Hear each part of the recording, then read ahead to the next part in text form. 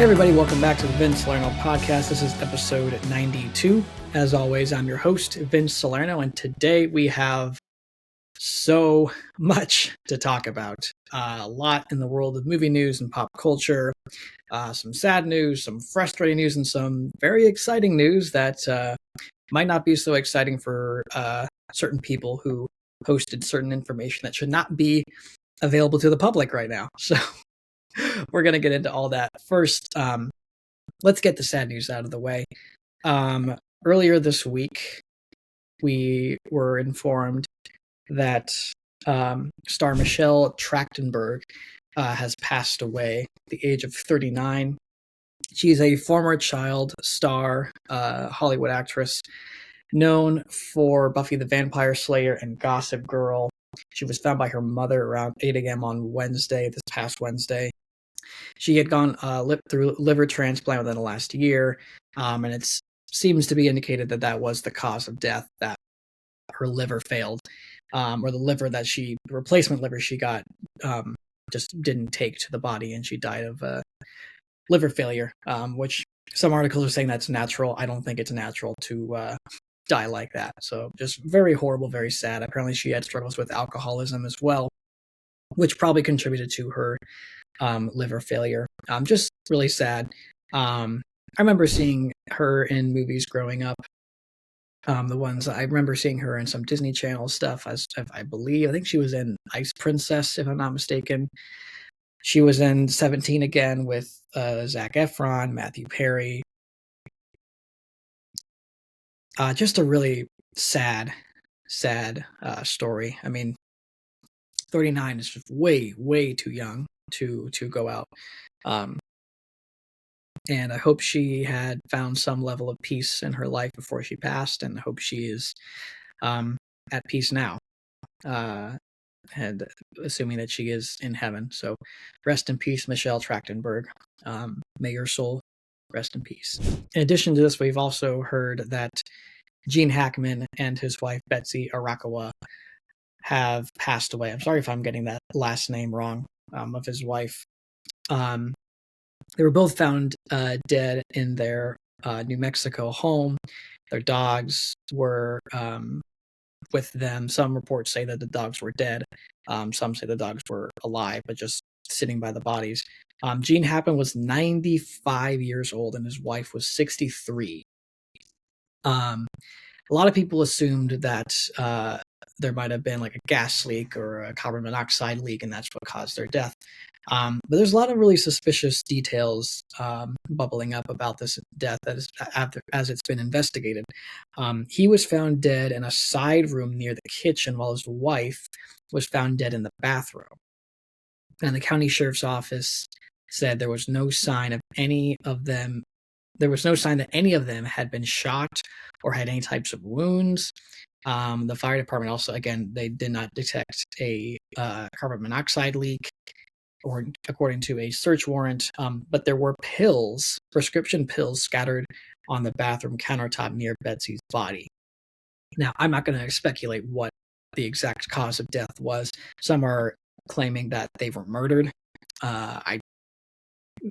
Maybe. I have no idea.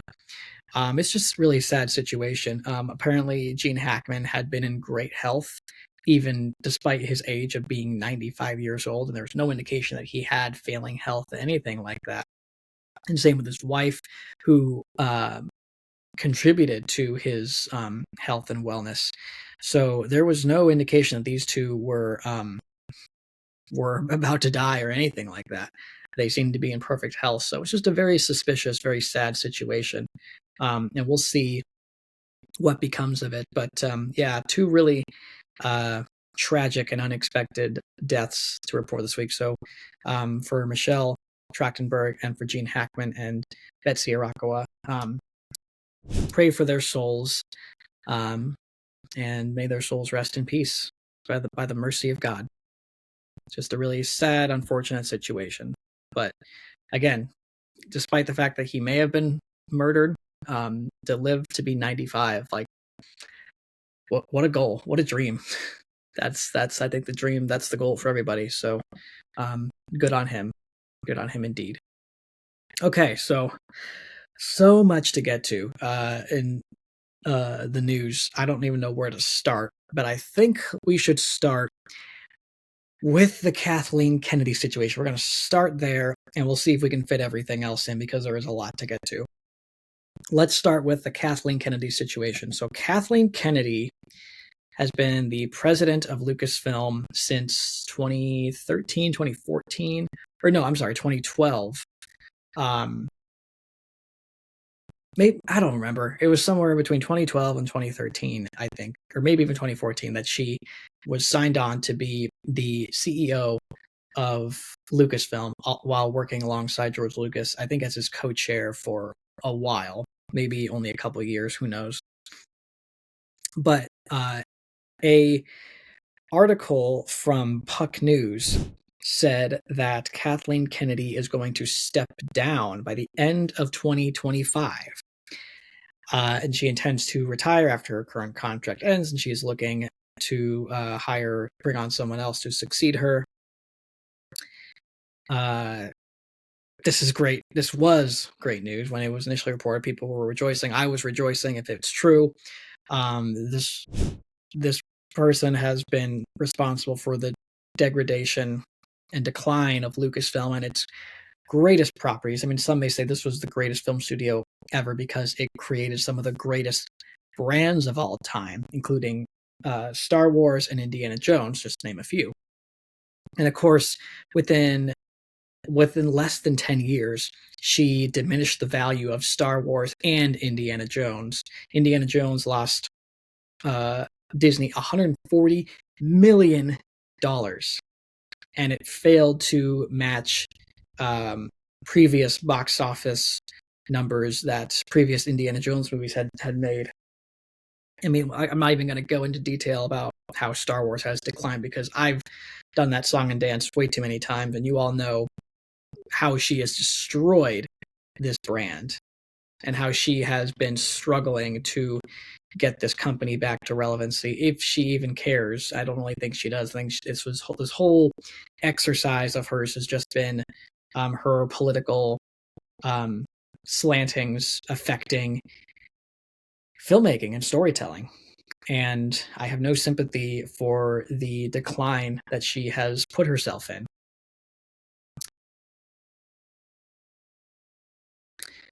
So that was Tuesday, I believe, of this past week that she reported that.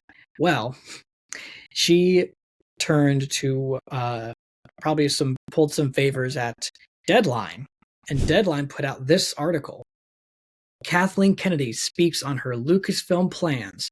She is not soon retiring, and the films that will keep her in Star Wars orbit for years to come.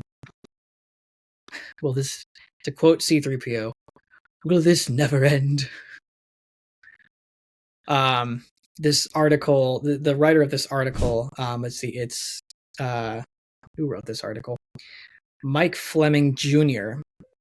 kind of took a swing at the reporter of the initial reports and saying that, oh, they did a good job, they tried, but they were wrong. They were so wrong. And Kathleen Kennedy has come out through this article to say that she is not retiring. Here's what she said. The truth is, and I want to just say this loud and clear, I am not retiring. I will never retire from movies. I will die making movies. Lord help us. That is the first thing that's important to say. I am not retiring. What's happening at Lucasfilm is I have been talking, excuse me, I have been talking for quite some time with Bob and Alan about what eventual succession might look like. We have an amazing bench of people here, and we have every intention of making an announcement months or a year down the road. That's very interesting. We'll go back to that in just a second. We are in lockstep as to what that's going to be, and I am continuing. Okay. I'm producing the Mandalorian movie right now. I'm also producing Sean Levy's movie, which is after that. So I'm continuing to stay at Lucasfilm and looking very thoughtfully with Bob and Alan as to who's stepping in. So that's all underway, and we have every right to make that announcement when we want to make it.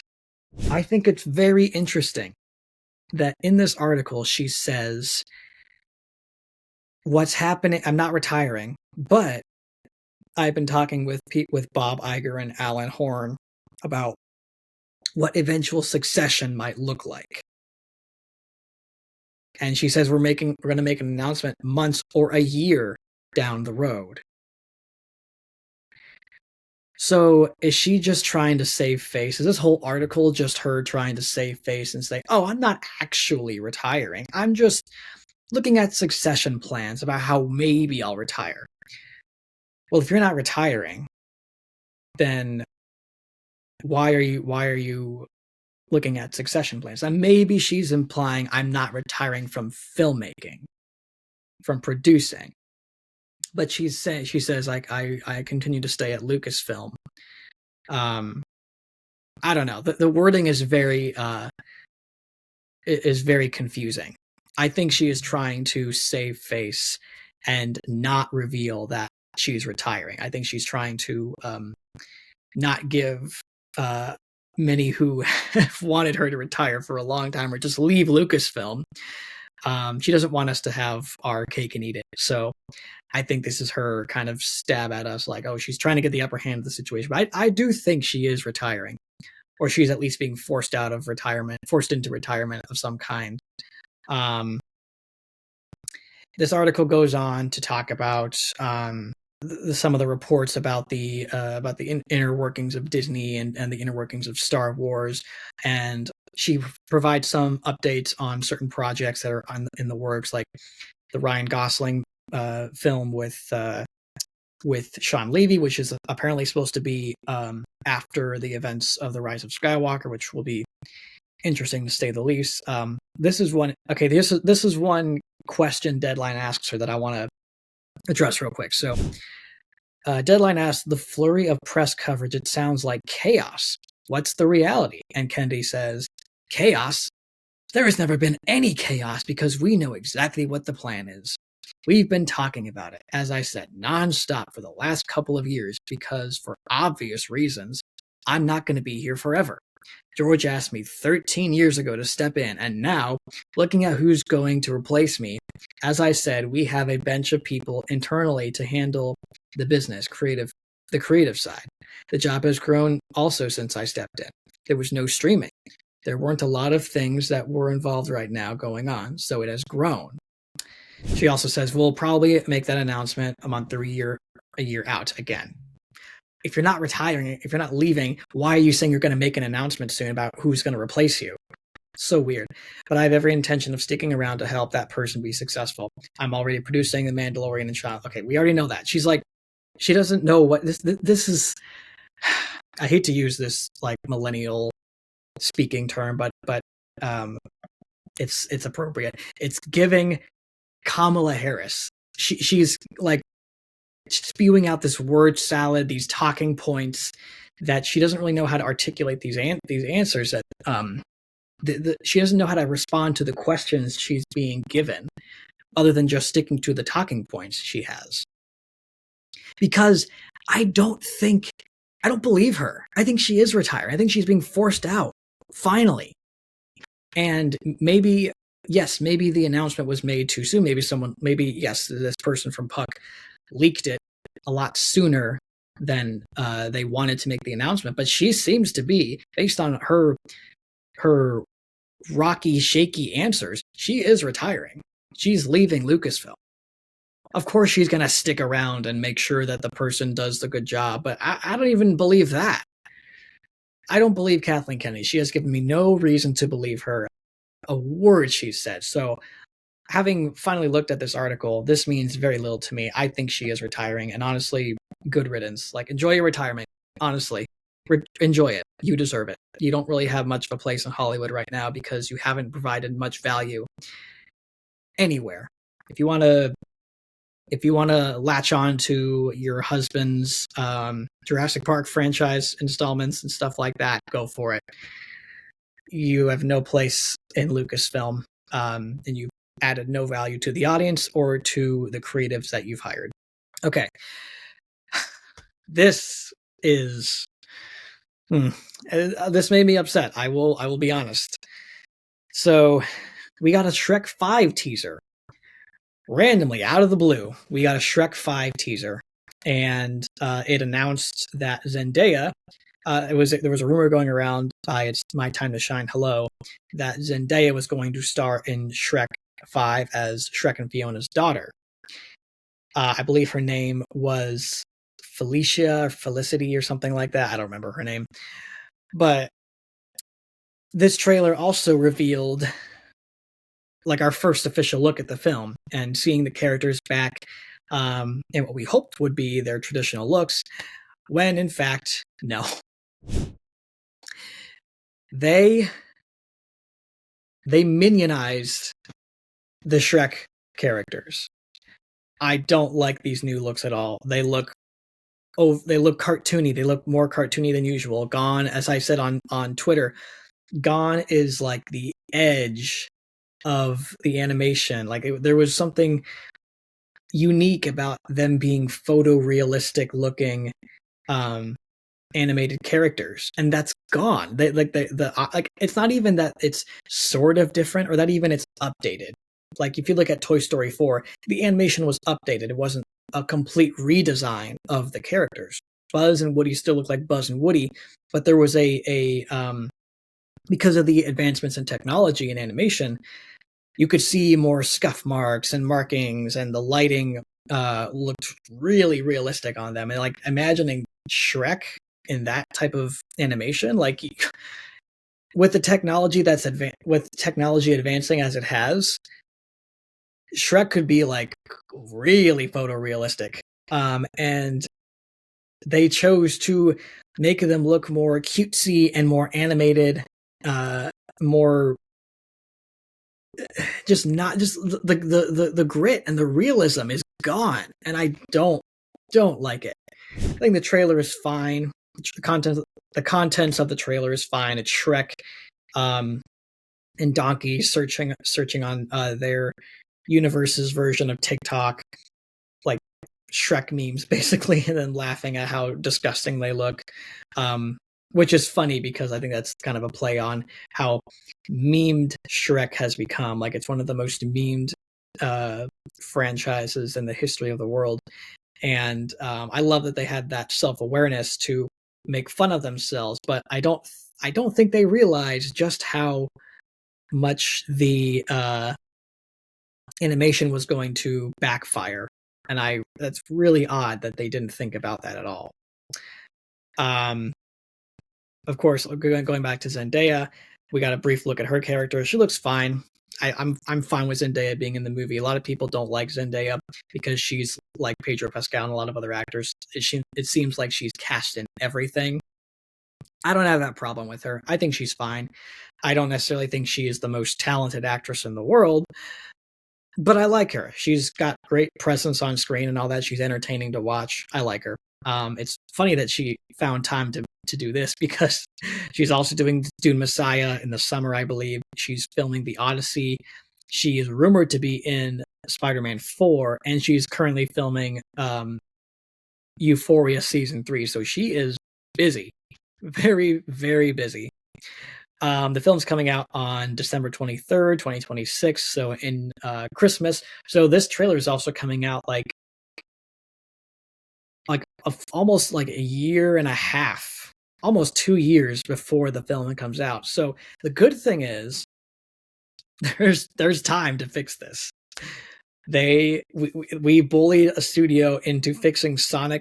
We can certainly bully a studio again into fixing Shrek 5. So I think if the creators and the directors are willing to listen to the audience, I think they'll fix the animation. I think they will at least find a happy medium between the original look and this weird, cutesy animated look that doesn't even feel like it fits Puss in Boots. And maybe, I guess it does kind of fit Puss in Boots, but Puss in Boots was a very stylistic movie. Like, they took the 2D, 3D masking / storybook paint over look to it. I mean, there was a very unique style of animation, very much inspired by Puss in Boots.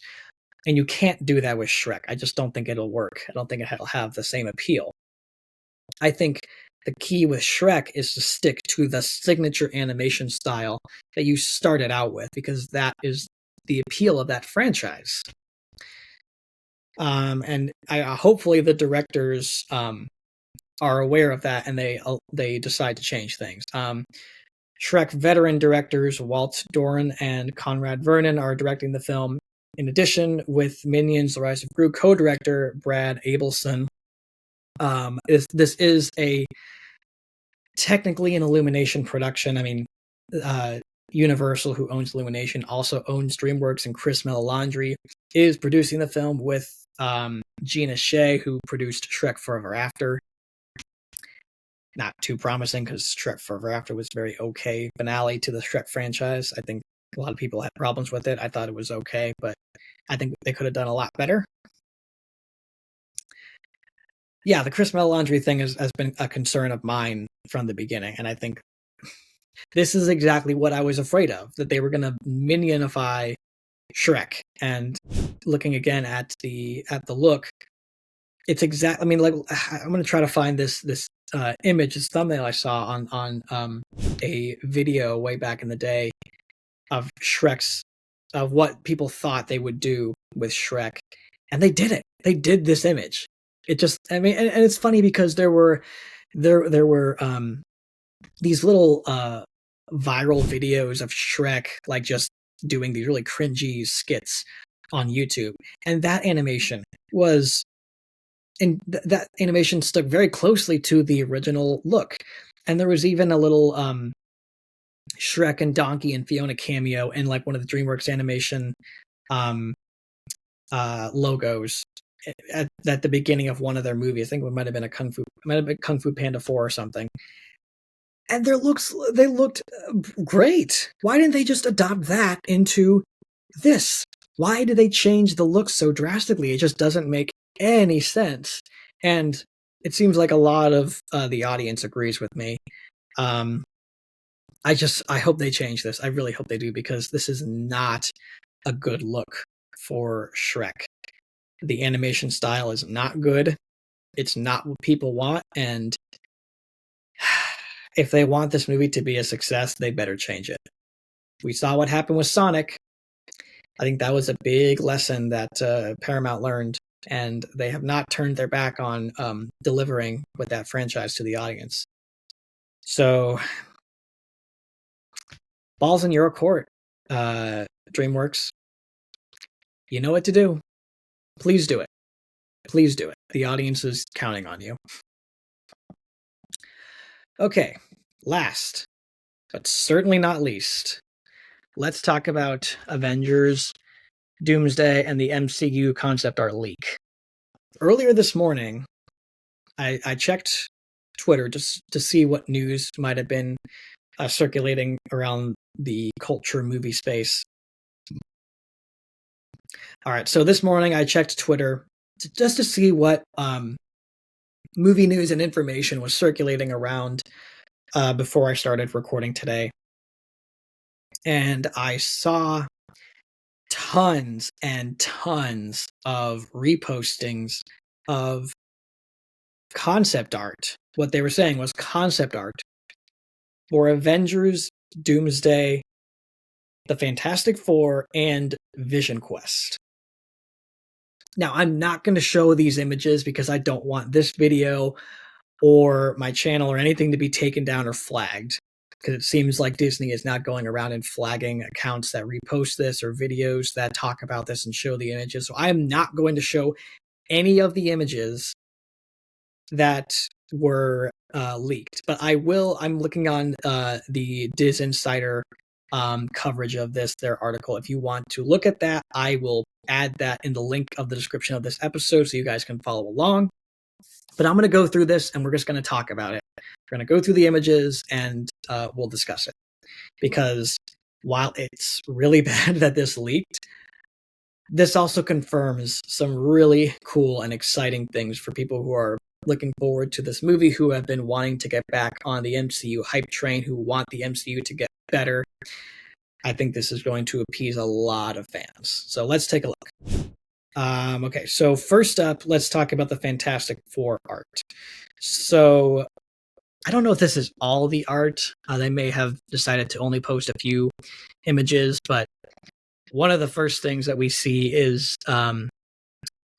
Sue Storm, Invisible Woman, using her force field powers to protect the team or help them. It looks like they're um, on some sort of river or something, and she's using her force field powers to protect them, propel them along this river, or like they're driving a force field car.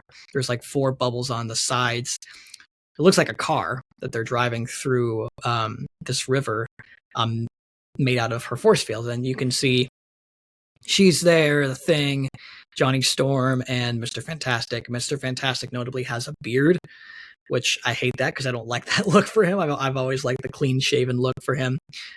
There's no real attempt to portray the main cast that they've already cast. I think this was before they had their cast locked. The costumes are their traditional blue and black instead of the white and blue that are in the new trailer. So this might have been an early addition, maybe a story plot point that we haven't seen.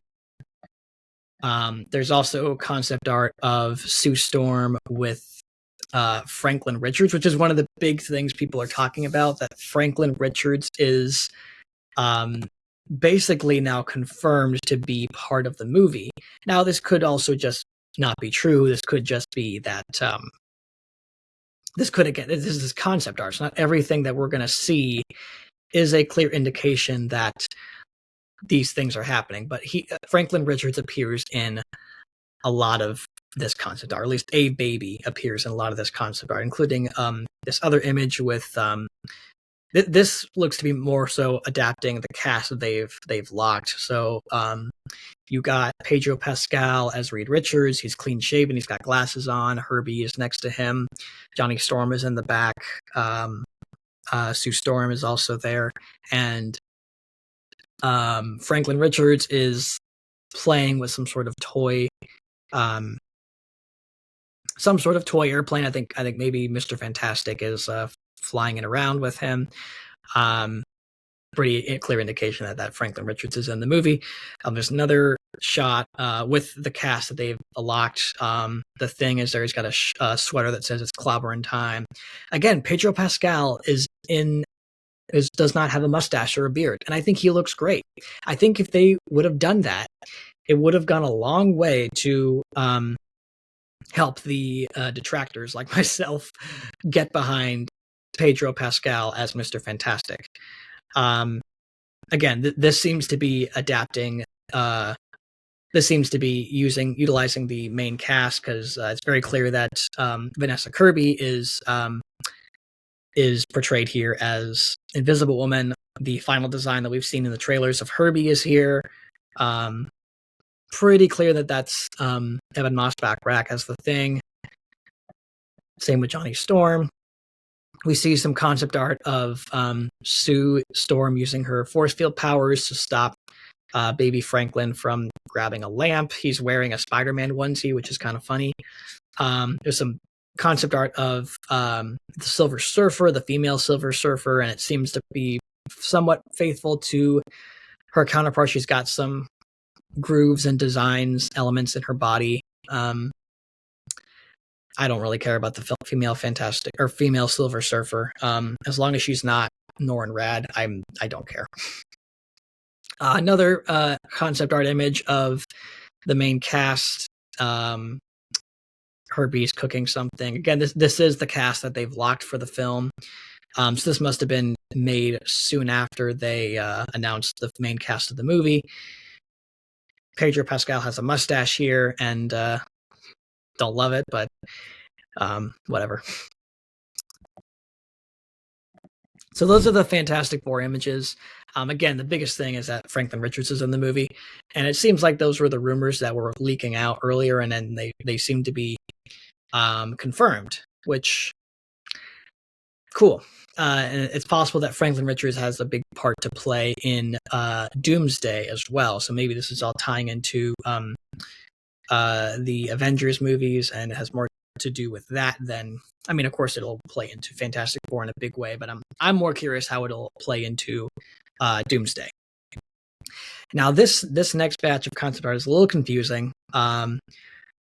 They say both of these images are for Vision Quest, but I really don't think so. I think only one of them is for Vision Quest. But we got the love interest of Ultron. I believe her name is Jocasta.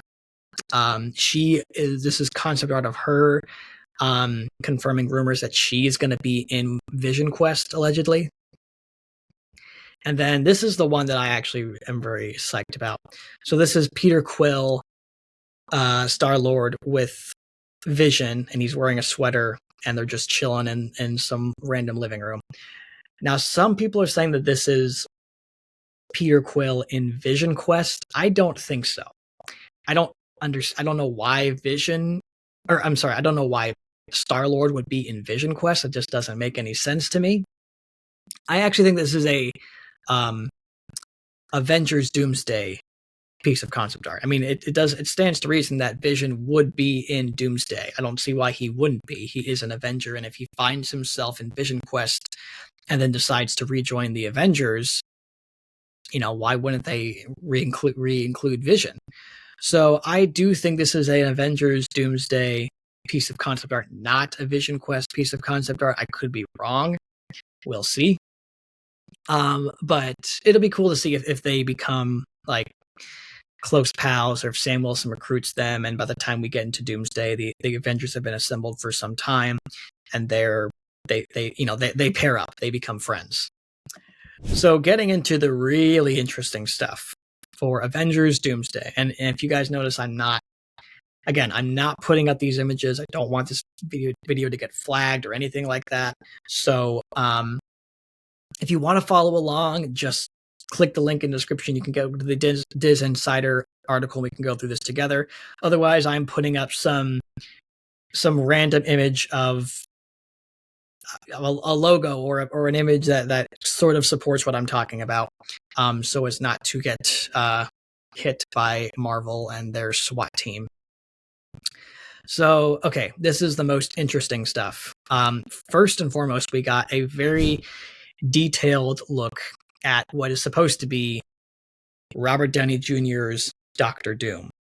And now this is the Secret Wars version of Doctor Doom. He's got this white fur cape on the back. He's got a white hood. His armor looks to be sort of grayish white. And there's nothing to imply that this looks like Robert Downey Jr.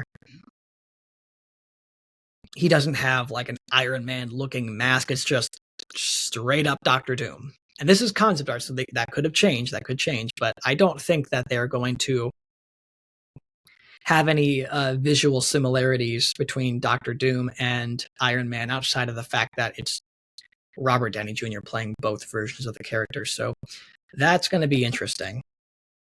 This next one I think is the most interesting, even more so than just the lone image of Doctor Doom. And that's, I believe people are saying this is Latveria, which is the fictional country that Doom is ruler over. And this might be a variant version of this, because I don't believe this place does not exist in the MCU, at least as it currently stands. So in the far left, you have a variant of Doctor Strange, who is supposed to be like his sheriff, his heavy, I guess, so to speak. I don't know. I haven't read the Secret Wars comic that this is based on. This is allegedly based on, but I have it. I got this for my birthday last year, and I have every intention of reading this before Doomsday and Secret Wars comes out, because even this seems to confirm that this is the main inspiration for Doomsday and Secret Wars, and that honestly fuels my excitement for the film. Okay, so we got, again, Sheriff Strange, evil Stephen Strange working alongside Doctor Doom. You have Doctor Doom in, again, white garb, similar to his Secret Wars look, the comic book Secret Wars. Now, there's a boy and a woman next to him, and there have been rumors that that is Sue Storm and Franklin Richards, and that this is either a variant of Sue Storm and Franklin Richards, or Doom captures them at the end of Fantastic Four, somehow gets a hold of them at the end of Fantastic Four and forces them to be his wife and son. Additionally, in the far right, there are rumors that the woman holding this mysterious person chained up, which I don't know who that is. I don't know who that could be, but the woman holding this man in chains, this is Yelena from obviously Black Widow, Thunderbolt's Florence Pugh's character. So this is a very fun image because there's a lot of Marvel crossover going on. Just this one image, and this is going to leave a lot of people speculating for a while. It's a shame that this leaks because I'm sure Marvel did not want this getting out. Especially this one. This seems to confirm that not only will Mark Ruffalo return as the Hulk, but also Jennifer Walters' She-Hulk, played by Tatiana Maslany, which I know a lot of people are going to get upset by that because I didn't like She-Hulk. I don't know who did like She-Hulk, but this seems to be an attempt to maybe redefine her and make her a better character. And it appears that Scar, that's Hulk's son's name, right? Scar? Scourge? I don't remember. Anyways, it appears to be him in the concept art as well. He's got like a knife sticking out of his arm and an arrow on his side. Maybe he just made a noble sacrifice, or maybe he got attacked. He's trying to warn this apparent village of Hulks that something's coming. Now, I don't know too much about the Secret War comics, but I've read that this is possibly the inclusion of a place called Greenland, which in the multiverse and battle world is a world of just Hulks, and it's possibly ruled by Hulk and She-Hulk. I don't know. I have not read the comics. I don't know the story. So if this is their attempt at doing some sort of World War Hulk subplot within Doomsday and Secret Wars, not sure how I feel about that. I don't like that they try to adapt elements of comic book stories in these movies as opposed to just adapting the whole story as a whole. I mean, if this is going to be World War Hulk, I think this is going to disappoint a lot of Hulk fans, including myself. So we'll see. This is just concept art. This is just speculation. I have no inside information whatsoever. This is also another very fascinating, intriguing piece of concept art. So you got Wong, from left to right, you got Wong, Star-Lord, Kate Bishop's Hawkeye, Cassie Lang. You got Wiccan and I believe his brother, whose name is Speed. I don't remember his name, but the children of Vision and Wanda, and as well as Miss Marvel. And there's this green blob guy that looks like Slimer. He's got an X on his chest. I believe this is a Marvel character, X-Men character to be exact. Let me see if I can look up this character's name, because I think I saw on My Time to Shine. Yeah, so she said that this is a character named Dupe, which is, again, very interesting. I know nothing about this character, but I guess that's some sort of indication that the X-Men are going to be in the movie, or going to be involved in the movie, which I think we all assume, because, I mean, why wouldn't they not include the Avengers? The location appears to be either the Sanctum Sanctorum or some sort of intergalactic bar. I don't know where this is, but it's intriguing for sure. And the fact that the Young Avengers are going to be involved in the film, I think is going to upset some people and excite other people. I don't care about the Young Avengers. I've not been interested in these other characters like Cassie Lang and Wiccan and Miss Marvel. I liked Kate Bishop, but I also like Haley Steinfeld as an actress, so maybe that's my bias. Okay, this also has gotten a lot of people talking. So we have a concept art image of what appears to be a recasted T'Challa. And Eagle Eye Marvel fans have pointed out that this is actor Damian Idris, and that he may have signed on to play a variant of T'Challa. And if this is true, then that means our campaign online to recast T'Challa has worked. Now, whether this is going to be a one-off or a multiversal one-off, or this is going to be the new Black Panther going forward, that seems to be the direction they may go, because not having T'Challa in the universe, I think, is a bad idea.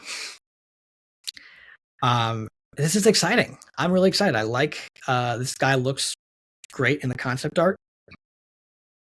And I honestly thought this was Chadwick Boseman, because he looks so much like Chadwick Boseman, but upon further inspection, it looks a little off. And maybe they kind of morphed Chadwick Boseman and Damian Idris. I don't know. I've never seen Damian Idris in anything that I'm aware of. He looks the part, and that's good enough for me. Hopefully he does a good job in the role. And that was basically it. I think there were a couple of variations on the T'Challa concept art, where they showed him in different masks. Like one was like a skin type mask that showed his lips, so he could talk, as well as so he could emote.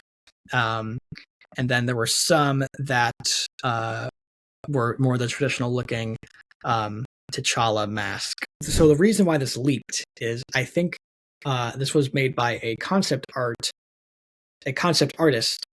and they put their work from 2024 onto their website, and they prematurely did so, not, I guess, taking into account the fact that they were putting out full-blown spoilers for movies that are not going to come out for another 6 months to a year.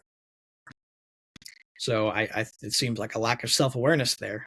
But it was a happy accident, because it allowed us to be able to see some amazing, cool, awesome concepts that are going to be used for Avengers Doomsday and Fantastic Four, as well as some confirmations that this comic book is going to be one of, if not the main source of inspiration for Doomsday and Secret Wars, which I think, again, is going to excite a lot of comic book fans.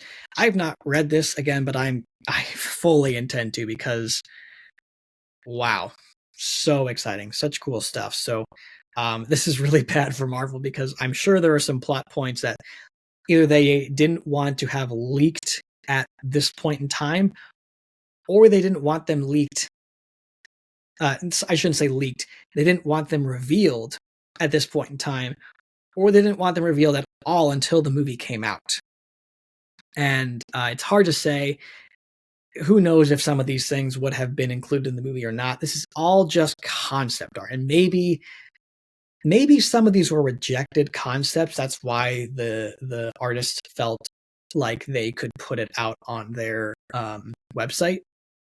Maybe maybe the Franklin Richards thing wasn't, that they didn't consider it a spoiler, so they thought, well, I'm not revealing anything major, I'm just going to put this out there, and didn't realize what they were doing.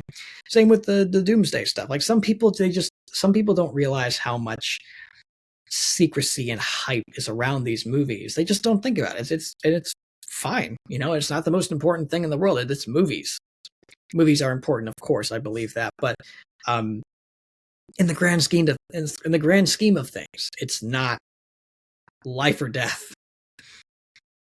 So it's good for us. I'm happy. I think at the very least, I'm thrilled that there are some very exciting concepts being tossed around in this movie. God Emperor Doom, a variant of another evil variant Strange, working with Doctor Doom, the possible connections to Fantastic Four, the inclusion of the Hulks, and hopefully we get a more a Hulk that everybody wants to see. Less Professor Hulk, more rage monster Hulk with a little bit of dialogue. I don't mind Hulk talking and being smart and intelligent, but I also want to see the rage monster again. You know what I mean? Also, just the inclusion of Star-Lord, and that Star-Lord is going to be part of Doomsday in some capacity, possibly training young Avengers. I don't know if I like that, but maybe palling it up with Vision. That'd be cool. I'm not saying that I'll be disappointed if Star-Lord is in Vision Quest. I just don't see why he would be. I don't see that being a very obvious decision. But hey, look, if he's in Vision Quest, great. I don't mind. I love Star-Lord. He's one of my favorite characters in the MCU, and happy to see him in more stuff. But I do think that stuff is for Doomsday. Because again, why wouldn't you have Vision in Doomsday? If his arc gets tied up in Vision Quest and he's back to his somewhat normal self, or at least a new version of himself, why not put him in Doomsday? Whew, well, may not have been under an hour, but we got through everything I wanted to talk about over the past week. Let me know you guys' thoughts on all these things, on the Avengers concept art, on Shrek 5, on Kathleen Kennedy not retiring, all this crazy stuff in the world of movie news. Thank you for watching, guys. Hope you enjoyed this episode. Hit like, follow, subscribe, do all that stuff. And do me a favor and have a fantastic day. God bless, and peace out.